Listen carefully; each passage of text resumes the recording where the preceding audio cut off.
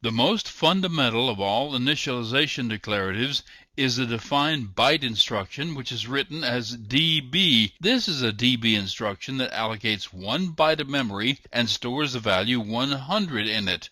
Of course, the value 100 written as hex is 64, so this declaration has exactly the same result. And a hex value of 64 is the ASCII code for the lowercase character d, so this is another way of writing exactly the same thing. And you can include a number of bytes in one statement by separating them with commas. This is 3-letter D's in a row, a string. Or you can put a string together with quotes, and you could even mix them in the same statement. Notice that the string ABCD is not a character constant in this case. It's not reversed because it's being declared right in memory, not something to be loaded into a register. The assembler takes care of this for you by deciding when to reverse things and when not to. Just remember that the values in the registers are the opposite order of those in memory.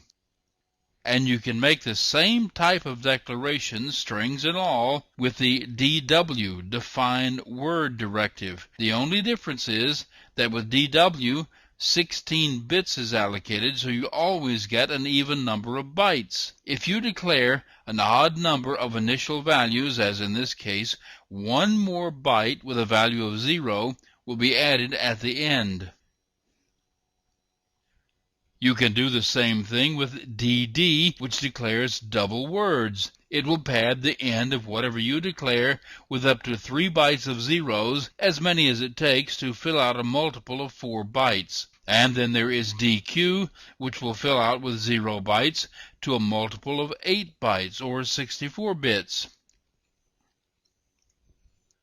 One important note here: if you include more than one value on a line with the values separated by commas, each one will be filled out to the minimum length, and you can get a lot of zeros interspersed in your data. There are 3 more. DT is an 8-byte double real, DO is a 10-byte extended real, and DY is a 10-byte BCD declaration. These 3 will be covered in the upcoming chapter on floating point numbers.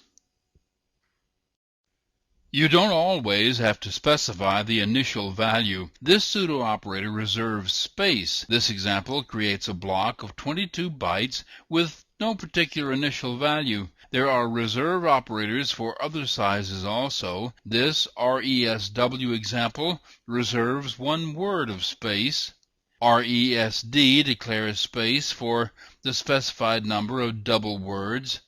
There are also reserved declarations for RESQ, REST, RESO, and RESY. You can use these to declare arrays. Most of the time you use one of these, it has a label on it, so it becomes a named variable. There is one declaration pseudo-op that is so unique that it could be your entire reason for using assembly language. Imagine this situation. You have an image file, a JPEG or a GIF or an audio file or some other kind of binary file, and you'd like to include it unchanged inside your program. Well, you can do that with a statement like this. This includes the binary file unmodified as a block of bytes inside the program. By default, the entire file is included, or you can, by appending a number on the end of the declaration, skip a block of bytes at the beginning of the file and just include the rest of it. Or by appending 2 numbers, you can skip some bytes at the beginning and limit the overall size. In this example, the limit is to 512 bytes. And there is a way of declaring names in a program that comes in quite handy. This is an example of an equate. It defines the word level as being the same as the constant value 34. Now it doesn't declare any storage, it just tells the assembler to remember the name and the number. After this, every time you type the word level in your program, it's the same as if you had typed the number 34. And there is another meaning to the $ character. The dollar, when used alone in an expression, has a value. It is the address of the current location. So an equate like this has the same value as a label would have at this same location, and you can use dollars in expressions. The address of the beginning of the string is subtracted from the address of the first byte after the string, so the resulting value of the equate is the length of the string. Doing things like this prevents having to count the characters, and if you change the string, the value of the length will change automatically to match it.